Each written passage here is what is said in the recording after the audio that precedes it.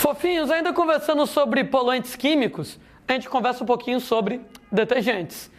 Detergentes, quando vão parar em esgotos, quando vão parar a partir daí então em ecossistemas naturais, eles se tornam particularmente preocupantes porque eles dissolvem a bicamada de fosfolipídios nas membranas celulares das várias espécies. Ora, gente, todo mundo aprende lá nas aulas de química que o detergente, ele é anfifílico, ele é anfipático, tem um lado polar, um lado apolar, e, moçada, o fosfolipídio de membrana também é desse jeito. Então, o lado polar do fosfolipídio interage com o lado polar do detergente, o lado apolar do fosfolipídio com o lado apolar do detergente, de maneira que o detergente dissolve a bicamada lipídica. E, claro, a célula se desintegra, né? A célula se desfaz. Além disso, o detergente, ele vai lá remover as camadas de lipídios que costumam impermeabilizar as peles de alguns animais, como, por exemplo, aves e mamíferos. A gente lembra para vocês que lá nas aves existem glândulas chamadas de glândulas uropígeas, exatamente que vão produzir lipídios com o objetivo de impermeabilizar as penas. Isso aí é removido pelo detergente. No caso lá dos mamíferos, as glândulas sebáceas, elas trabalham de maneira muito parecida, elas também vão ter lá um papel de produzir lipídios com o objetivo de impermeabilizar os pelos. Só que isso aí, gente, é removido pelo detergente. Afinal de contas, o bendito do detergente, ele vai lá dissolver lipídios, solubilizar lipídios. Daí a grande toxicidade que os detergentes têm. Originalmente, né, detergentes, eles não eram biodegradáveis, e o resultado, que como originalmente esses detergentes, eles não eram biodegradáveis, eles se acumulavam. Uma vez que eles se acumulavam, eles acabavam formando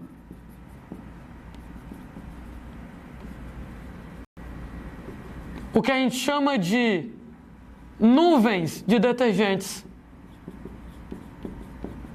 Todo mundo já deve ter visto imagens aí de rios que parecem uma piscina de espuma, né? Você tem nesse caso lá, devido aos detergentes acumulados, eles não biodegradáveis, eles se acumulavam e formavam essas nuvens também chamadas às vezes de espumas de detergentes. Hoje em dia, menos preocupante. Atualmente, detergentes em geral, eles são biodegradáveis, então eles acabam preocupando bem menos, eles acabam trazendo bem menor impacto ambiental, porque por mais que eles continuem tendo esse efeito tóxico, micro-organismos vão lá, degradam as moléculas de detergente, menos mal aí nesse caso. A gente, pessoas, ainda conversando sobre poluentes químicos, conversa um pouquinho sobre petróleo, né? Derramamento de petróleo em ecossistemas aquáticos, um episódio conhecido com o nome de maré negra. E, moçada, o petróleo, ele vai aparecer na natureza devido, gente, a uma série de possíveis acidentes, né? Como, por exemplo, lá, o afundamento de navios petroleiros. O caso, por exemplo, de vazamentos em oleodutos. E daí por diante, né? Várias possibilidades para o petróleo aparecer nos ecossistemas. E quais são os problemas que o petróleo vai acabar causando? Gente, petróleo ele à base de hidrocarbonetos, né? Carbono e hidrogênio. Para começar, que ele não se mistura com a água, né? E para continuar, que ele é menos denso que a água. Então, considerando que ele é à base de hidrocarbonetos, carbono e hidrogênio, esses carinhas, eles não se misturam com a água e eles são menos densos do que a água. E a consequência dessa característica que eles apresentam é que, problema número 1, eles acabam formando uma película escura, né, que o petróleo ele é escuro na superfície da água. Essa película, gente, que você tem na superfície da água acaba bloqueando a passagem de luz. Efeito semelhante ao que acontece na poluição por partículas. E uma vez que o petróleo escuro na superfície da água bloqueia a passagem de luz, automaticamente você tem que ele vai acabar prejudicando a fotossíntese e com isso prejudica todas as cadeias alimentares aquáticas que dependem direta ou indiretamente da fotossíntese. Então acaba prejudicar a atividade de fotossíntese, automaticamente prejudicando lá as cadeias alimentares. Quando eu falo em prejudicar as cadeias alimentares, de duas maneiras: diminuição na produção na matéria orgânica, diminuir a produção de nutrientes. E qual é mesmo outro benefício que a fotossíntese traz? A produção de oxigênio. Isso quer dizer que sem fotossíntese, sem luz, né? Sem fotossíntese, a gente não vai ter mais produção adequada de nutrientes orgânicos, produção de oxigênio. Mas, moçada, não para por aí. O oxigênio, ele pode ser reduzido por um outro motivo. É porque hidrocarbonetos, eles são, bem ou mal, biodegradáveis. Poxa, Landim, que ótimo, né? Uma vez que eles são biodegradáveis, é só dar tempo ao tempo que os micro-organismos vão devorar o petróleo. Beleza. O problema é que, se for uma gotinha de petróleo, eu não me preocupo.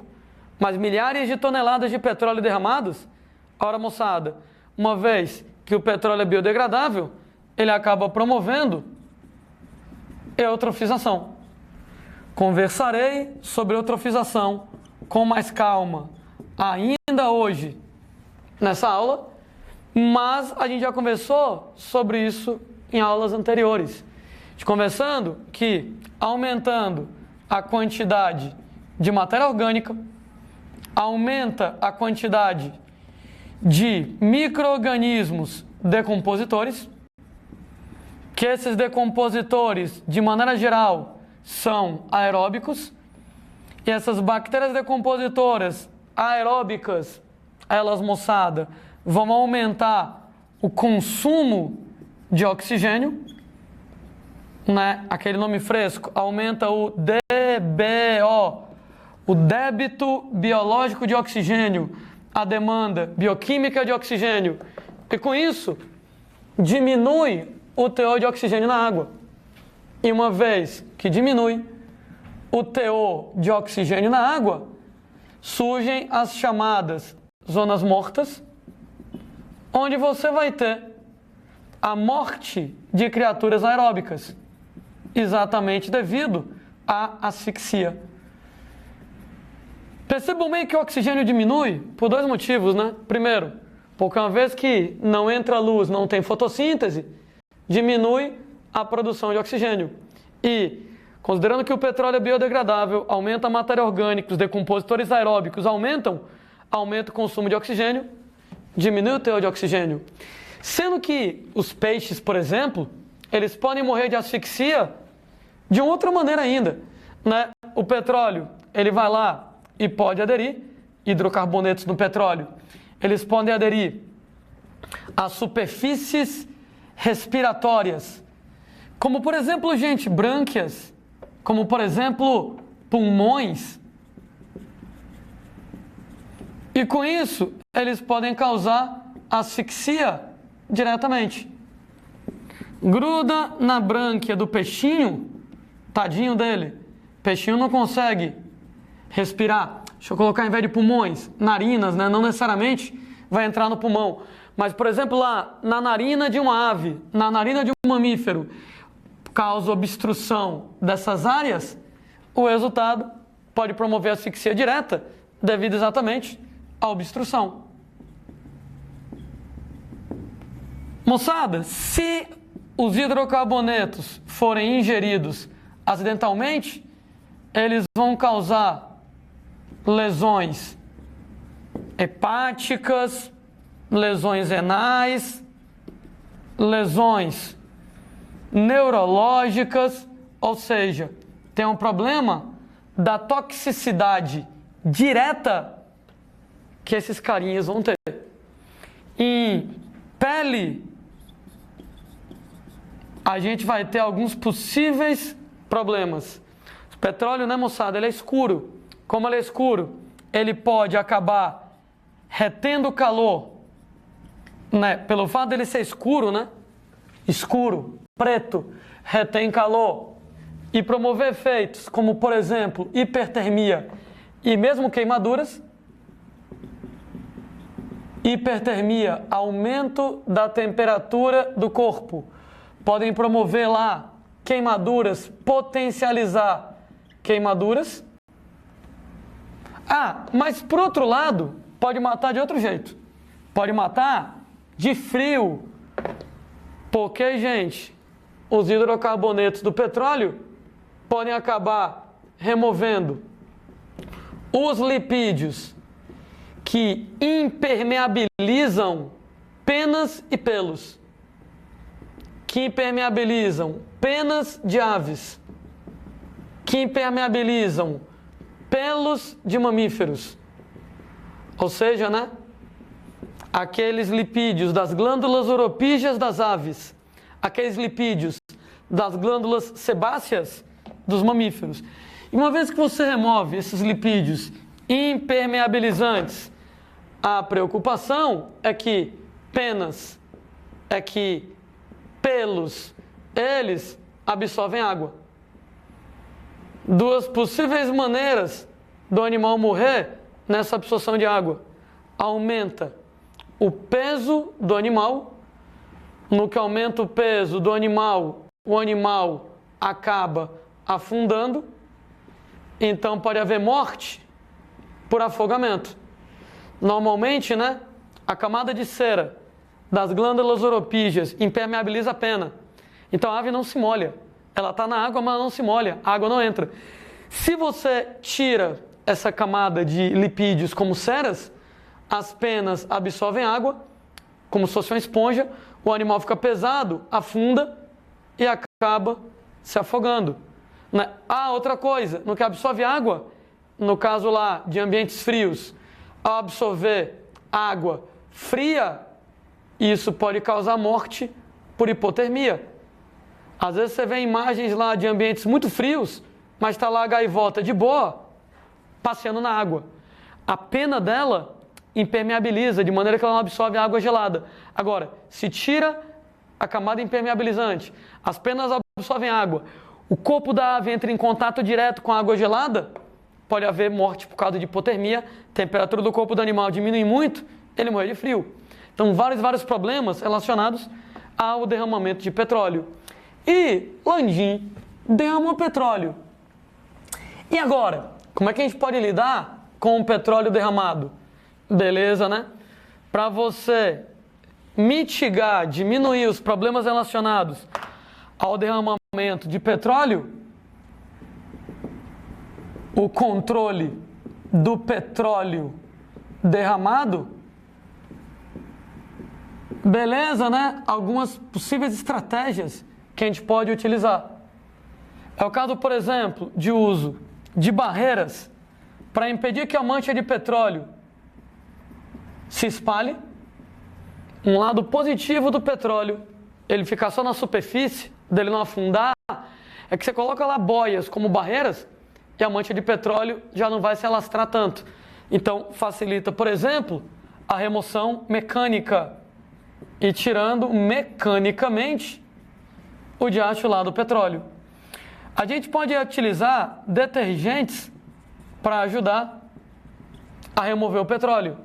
Né? Aquela história que o detergente ele é anfipático, anfifílico, tem um lado polar que interage com a água, tem um lado apolar que interage com os hidrocarbonetos apolares, então os detergentes acabam ajudando na remoção do petróleo. Entretanto, é aquela história que você fica meio assim, né? Porque o detergente, ele ajuda a remover o petróleo? Ajuda. Mas, por outro lado, ele é diretamente tóxico, né? Estava comentando que o detergente dissolve, né, as membranas celulares das células, acaba matando a galera, que o detergente lá, ele também ajuda a remover a camada de lipídios, né, das penas das aves, dos pelos dos mamíferos. Então ele ajuda, mas ele também é tóxico. Então ele tem que ser usado com muito cuidado. Inclusive você tem que pensar que você vai colocar o detergente, depois você tira o petróleo e o detergente tem que ser removido também. Então tem que ver se não vai ter um impacto ambiental pior em relação lá ao detergente. Com um detalhe, né? Uma vez que o detergente vai lá e mistura com o petróleo, né, ele é anfipático, anfifílico, então ele interage com a água e com o petróleo meio que se dissolve na água. Como o petróleo meio que se dissolve na água, ele não se alastra na superfície. Ele afunda. E no que ele afunda, ele vai afetar diretamente a galera do fundão, né? Então antes ele só afetava a galera da superfície. Quem estava lá na superfície, por exemplo, algas, fitoplâncton, é extremamente prejudicado por ação do petróleo. Né? Bloqueia a passagem de luz, falta de oxigênio, intoxicação direta. A galera lá de cima era diretamente intoxicado. Mas a galera do fundão não era. Entretanto, com os detergentes, problema extra aqui, o petróleo, ele passa a interagir com a água.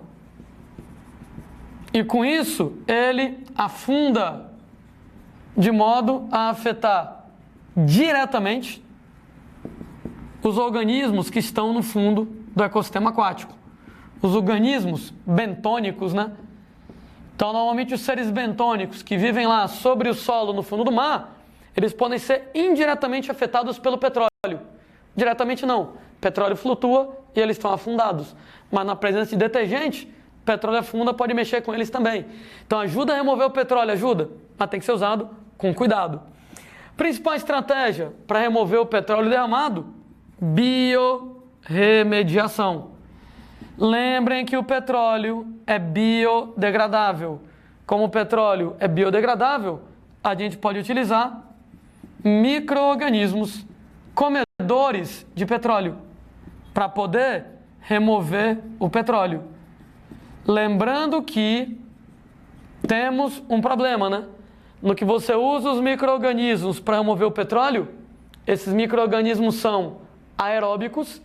No que eles são aeróbicos, aumentam o consumo de oxigênio, aumenta o DBO, a demanda bioquímica de oxigênio, diminui o teor de oxigênio, zonas mortas, a morte de aeróbicos. Beleza, contribui para isso. Mas, infelizmente é o jeito. Para poder tirar o petróleo, depois eu vejo o que é que eu faço para poder resolver os problemas, né, que vieram da remoção do petróleo. Como, por exemplo, diminuir o oxigênio.